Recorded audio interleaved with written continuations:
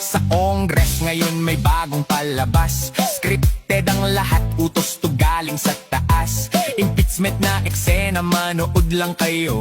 Habang naghihirap, kumakalam ang tiyan nyo. Di na pwedeng i-cancel, bayad na ng producer. Kaya todo sunod sa script ang mga karakter. Kahit nasa krisis, kailangan tuloy ang premiere. Kasi pag hindi, malapit na ang game over. Umupo si Aling Jinky dahil kay Speaker Luis Tro. Pinuno sa komitiba ng inhustisya sa Kongreso. Nakaraang taon, impeachment di sila nagtagumpay. Kasi dinala sa Korte Suprema, doon sumablay. Makalipas ang taon, kanilang inulit. Pagpapatalsik kay VP, pilit na iginiit. Impeachment malamini, trial nilang gagawin. First time itong mangyari sa bansa natin. Nang tanungin kung may konkretong ebidensya, sabi ni Manong Saridon ay parang kasi wala pa. Kukuha pa sila ng pain at kawit ng isda. Sa bank fishing expedition pa sila kukuha.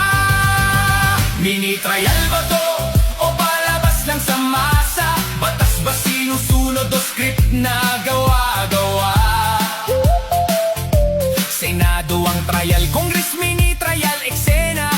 Probable cause ang hanap, hindi hiyaan na drama. Trial by public opinion, gusto nilang mangyari. Gustong maghusga kay Inday sa portas ni Bebe M. Articles of impeachment ipadala nyo sa Senado para doon makita sino ang nagsasabi ng totoo.